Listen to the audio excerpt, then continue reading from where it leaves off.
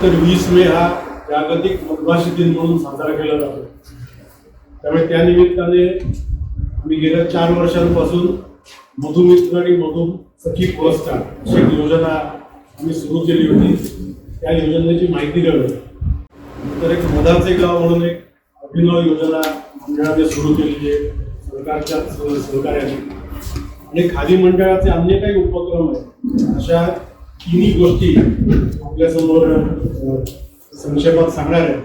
आपण पाहत आहात जनता न्यूज एक्सप्रेस. एक तर महाराष्ट्र खादी आणि ग्रामोद्योग मंडळ गेल्या 65 वर्षांपासून काम करत आहे. हे 66वे वर्ष खादी मंडळाचं आहे. मुख्यत्वे याचा उद्देश कुटीर उद्योगाला चालना देणं आणि स्वयंरोजगाराची निर्मिती करणं हे मंडळाचं मुख्य काम आहे. या सगळ्या कुटीर उद्योगात महात्मा गांधीजींनी मधमाशी पालन हा सुद्धा एक व्यवसाय हा कुटीर उद्योग म्हणून मानला आणि खादी मंडळाच्या वतीने याही विषयात काम केलं जातं.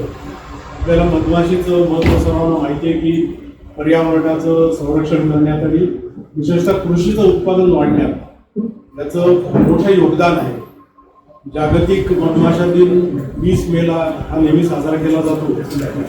तर आम्ही मंडळाच्या वतीने महाबळेश्वरला आमचं स्वतंत्र मध संचालनालय आहे. याच्या वतीने मधमाशांचं प्रशिक्षण, मधमाशी पालनातलं प्रशिक्षण, संशोधन, मधमाशी विषयक मेळावे, जागृती, मधु महोत्सव असे वेगवेगळे उपक्रम, मधाचे गाव असे वेगवेगळे उपक्रम केले जातातच. आता मधाचं गाव हा एक ही जी योजना आहे ही 2022 साली मंडळाच्या माध्यमातून राज्य सरकारने सुरू केली. मांगर हे पहिलं मधाचं गाव झालं. ते महाबळेश्वर पासून 10 किलोमीटर अंतरावर आहे. आणि मग कोल्हापूर जिल्ह्यात पाटगाव हे दुसरं गाव झालं. मग तो सगळा एक प्रायोगिक तो सगळा प्रयोग होता. प्रायोगिक तत्वांवर ते केलं होतं आणि त्याच्यात सफलता मिळाली. म्हणजे मांगर गावाचं वैशिष्ट्य सांगायचं झालं तर आपण कृपया सर्वांनी तिथे किंवा तिथे एक भेट द्यावी की तिथे 1-1.5 वर्षात 1.5 लाखांपेक्षा जास्त पर्यटक त्या गावात गेले.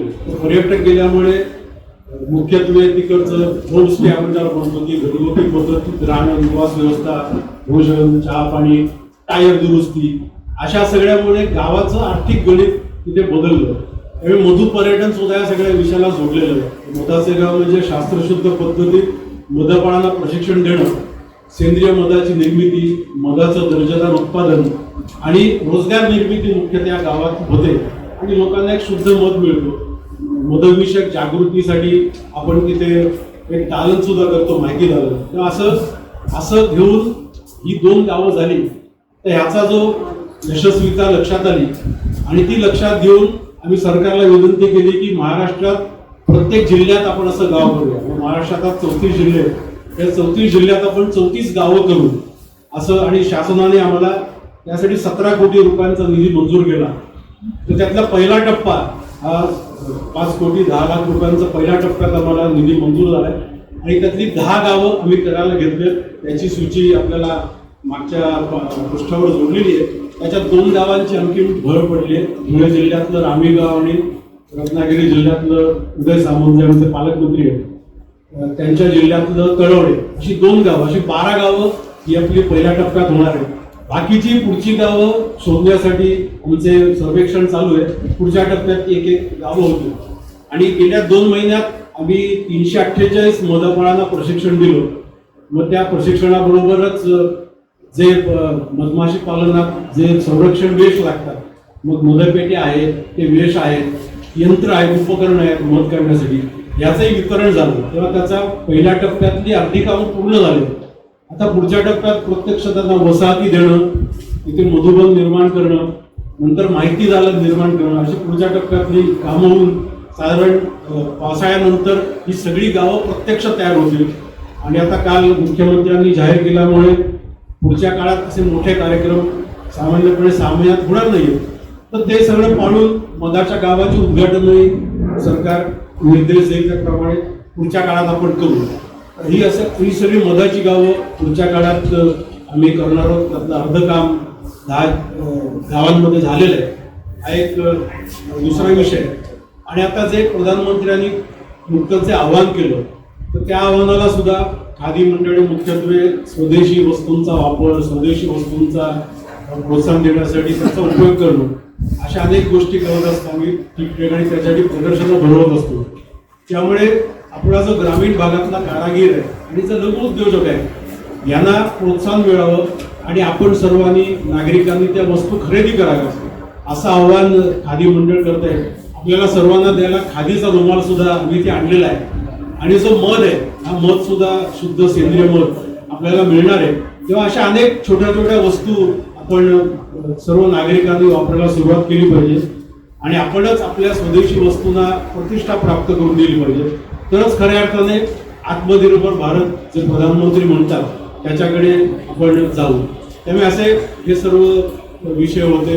आपल्या सर्वांना आव्हान आहे की आपण या माध्यमातून आपण लोकांनी स्वदेशी वस्तू वापरण्यासाठी आपण आव्हान करावं आणि ठिकठिकाणी जे आमचे उद्योजक आहेत त्या उद्योजकांच्या माध्यमातून आपल्याला अनेक वस्तू आपल्या गृहोपयोगी आता सरस प्रदर्शन लागलेलंच आहे. त्या प्रदर्शनात सुद्धा अनेक लघु उद्योजकांचे स्टॉल्स आपल्याला पाहायला मिळतील. सरकारने हा सगळा विषय लक्षात घेऊन त्या विषयाला त्या प्रदर्शन आणखी 2-3 दिवस वाढवलेलं आहे. त्यामुळे आपणही त्या प्रदर्शनाला भेट द्यावी एवढी आपल्या सर्वांना विनंती आहे. काही आपल्याला प्रश्न असतील तर आपण विचारावेत. एक गोष्ट आणखी सांगायची राहिली की मंडळाच्या माध्यमातून प्रधानमंत्री रोजगार निर्मिती कार्यक्रम, मुख्यमंत्री रोजगार निर्मिती कार्यक्रम, प्रधानमंत्री विश्वकर्मा कौशल्य योजना आणि मदकेंद्र योजना अशा 4 योजनांची कार्यवाही आमच्या मंडळामार्फत होते. त्याची आकडेवारी गेल्या वर्षात आम्ही काय केलं याचा एक तक्ता आपल्याला इथे जोडलेला आहे. किती रोजगार निर्माण झाले, किती लाभार्थी त्याच्यात आहे हा तक्ता आपल्याला जोडलेला आहे. म्हणजे आता सांगायचं झालं तर भारत आता 5व्या क्रमांकावर आहे मधाच्या उत्पादनात. सर्वात पुढे तुर्कस्तान, इस्रायल, अमेरिका, चीन असे सगळे देश आपल्या पुढे आहेत. भारताची आता कसं आहे, मी तुम्हाला महाराष्ट्राचा आकडा सांगू शकतो. आता माझ्याकडे आकडेवारी ती तयार झाली. पण भारतात एक असं आहे की भारतात आपल्या वसाहती या पुष्कळ आहेत. म्हणजे चीनपेक्षा जास्त आहेत वसाहती. म्हणजे आपण ज्याला बी बॉक्सेस म्हणतो हे चीनपेक्षा जास्त आहेत. पण उत्पादन मात्र चीनपेक्षा कमी आहे. त्यामुळे याचाही आम्ही महाराष्ट्रापुरता आम्ही विचार करणार आहोत की अनेक वेळा या सगळ्या मधपेट्यांचं वितरण होतं पण त्याच्यावरचं ते सुपरविजन आहे, त्याच्यावरची जी काटेकोरपणे त्याच्यावर नियंत्रण आणणे हे नियंत्रण आता दुर्दैवाने एवढ्या प्रमाणात उपलब्ध नाही. याचं एक प्रमुख कारण असं आहे की आम्ही सरकारकडे विनंती केलेली आहे की 6-7 सरकारी विभाग हे मधपेट्यांमध्ये काम करतात किंवा मधमाशी क्षेत्रात काम करतात. जसं आदिवासी विभाग आहे, आमचं खादी मंडळ आहे, केंद्रातला खादी आयोग आहे, नंतर ग्रामविकास विभाग आहे, कृषी विभाग आहे. असे वेगवेगळे आत्मा योजना ज्याची चालते असे वेगवेगळ्या योजना सरकार राबवतं. पण या सगळ्या समन्वयाची गरज आहे. तेव्हा आम्ही मुद्दा मांडलेला आहे की खादी मंडळाला समन्वयाचं काम द्यावं. कारण सर्वजण काम करतात पण वेगवेगळ्या पद्धतीत काम करतात. त्यामुळे सगळ्यांना एका याच्यात आणलं तर ज्याला आम्ही म्हटलं की एकात्मिक धोरण व्हायला पाहिजे की मधाबद्दलचं इंटिग्रेटेड पॉलिसी ज्याला म्हणतो अशी महाराष्ट्राची व्हायला पाहिजे. तर आपल्या महाराष्ट्रात मधाचं उत्पादन हे खूप मोठ्या प्रमाणात होईल. गेल्या वर्षीचा आकडेवारी सांगायची झाली तर साधारण 1,70,75,000 मेट्रिक टन एवढं मधाचं उत्पादन महाराष्ट्रात झालेलं आहे.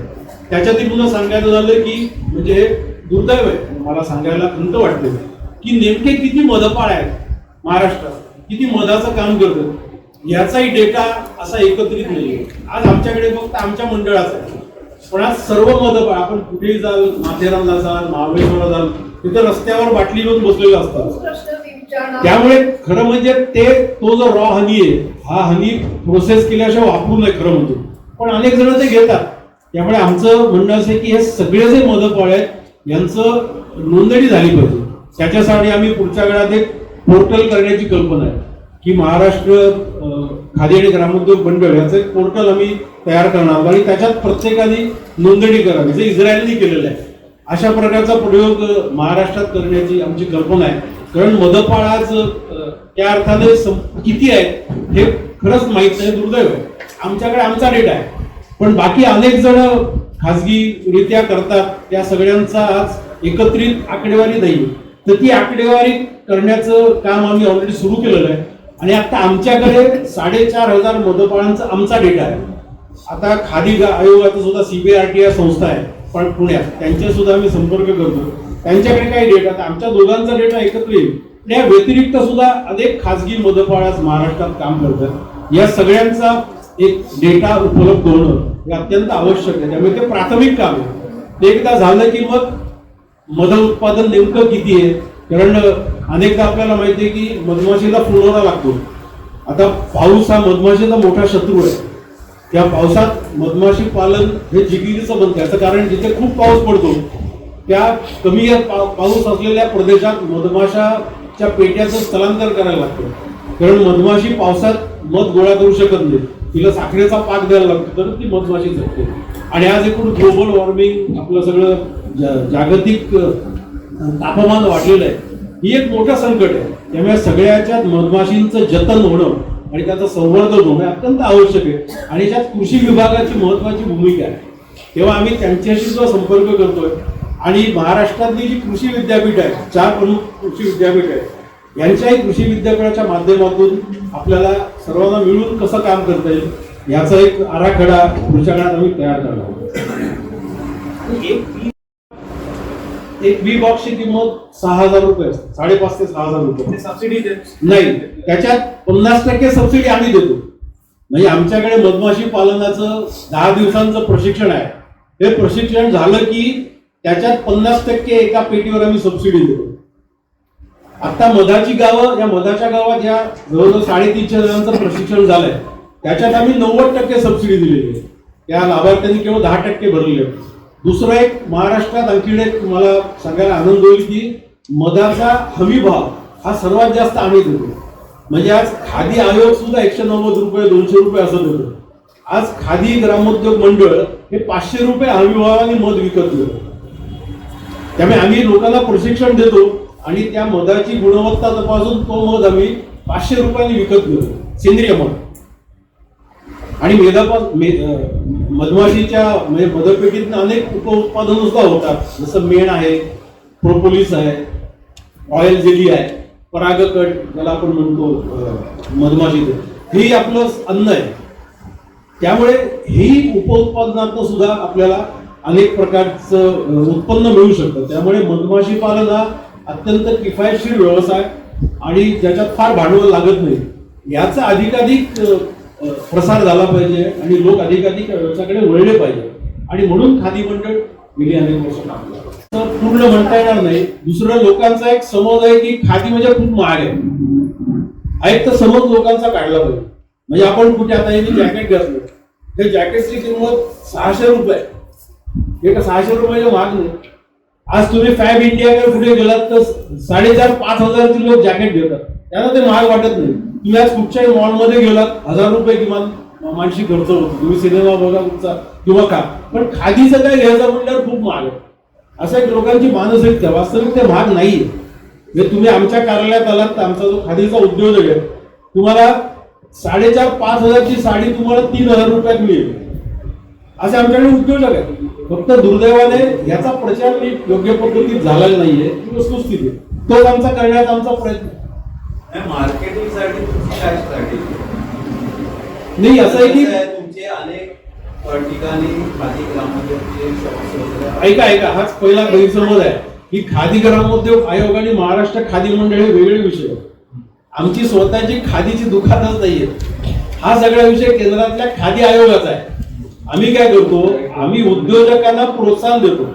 एकाला खादीचा व्यवसाय सुरू करायचा असेल तर त्याला खादी आयोगाच्या माध्यमातून आम्ही त्याला रिकॉग्निशन मिळवून देतो, त्याला व्यवसाय सुरू करतो. आमची स्वतःची दुकानं किंवा ज्याला आउटलेट्स म्हणतो ही आमची नाहीये, पण पुढच्या काळात ही आमची कल्पना आहे. परवाच आम्ही मुंबईच्या आपल्या महापालिका आयुक्त अश्विनी भिडांना भेटलो.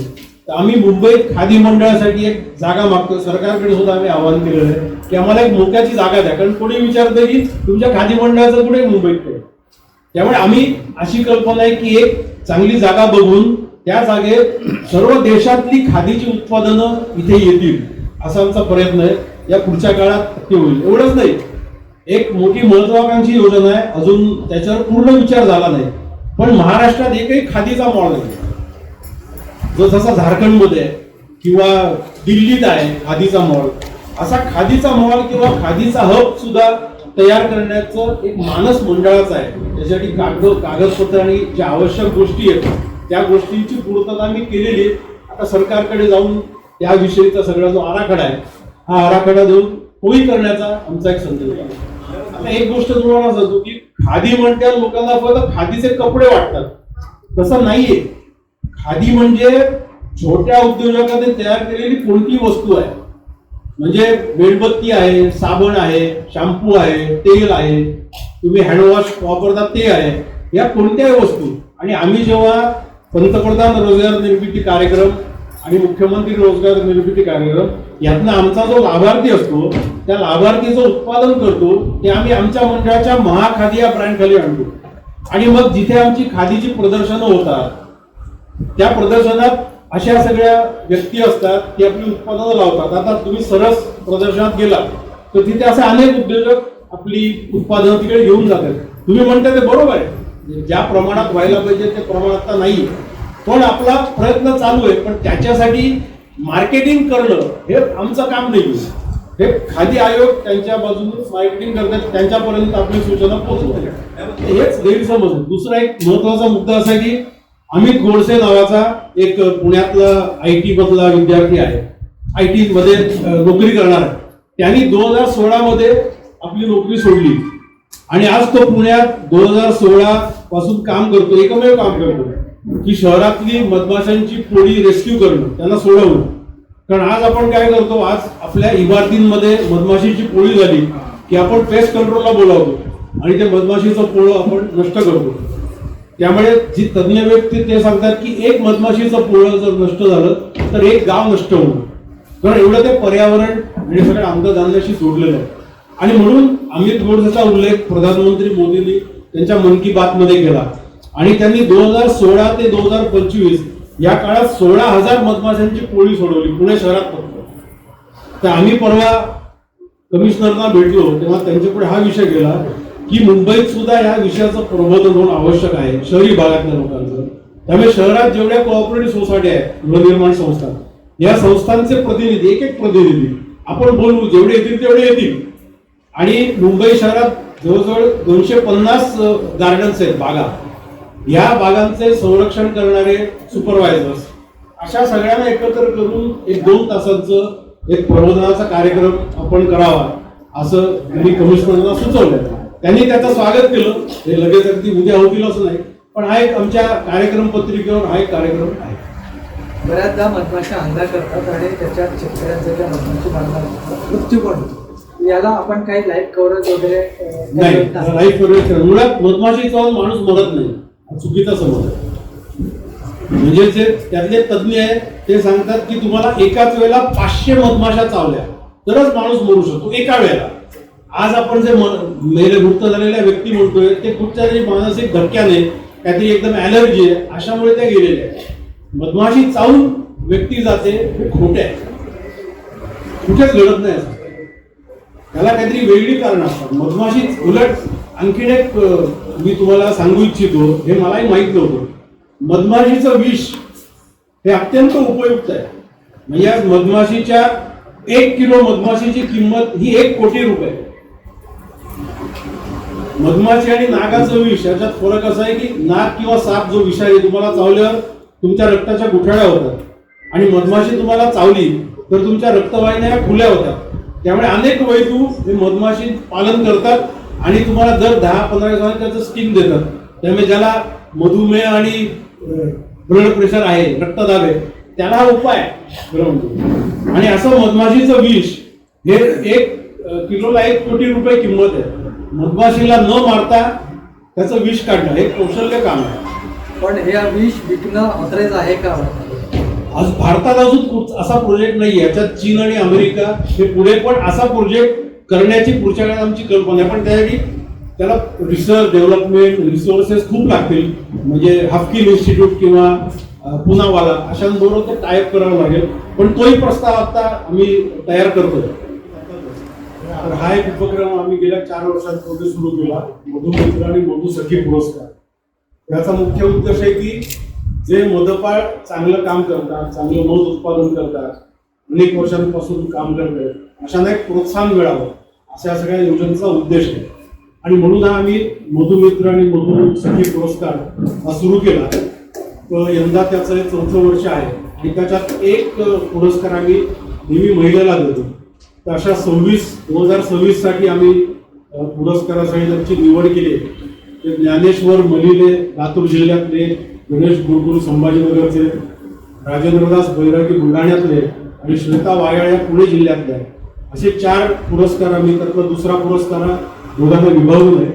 तशा 4 जणांची निवड केली. आणि या व्यतिरिक्त आमच्या निवड समितीला वाटलं की आणखी असे काही जण आहेत की जे अतिशय चांगलं काम करतात, त्यामुळे त्यांना सुद्धा उत्तेजन मिळावं म्हणून आणखी पुढच्या 4 जणांना सुद्धा आम्ही निवडलेलं आहे. त्या चंद्रकांत रे ठाण्याचे आपले काही जण ओळखत असू, संजय मार्डे पुण्याचे, दयावान पाटील कोल्हापूर आणि विद्यानंद अहिरे जळगाव, असे 4 जणांना आम्ही विशेष पुरस्कार आम्ही शुभ देणार आहोत. आणि असा एक छोटेखानी कार्यक्रम संभाजीनगरला करणार आहोत. पण मंडळाचं काम हे सगळ्या महाराष्ट्रात आहे. तर एक छोटेखानी कार्यक्रमात हा पुरस्कार आपण सर्वांना देऊ असा मुख्य हा मधुमित्र आणि मधुसखी पुरस्कार हा 20 मेला कार्यक्रम होणार आहे. अचूक बातम्या, निपक्षपाती विचार, अन्यायाविरुद्ध वाचा फोडणारे परखड विचारांचे सार्वभौम दैनिक प्रजासत्ताक जनता.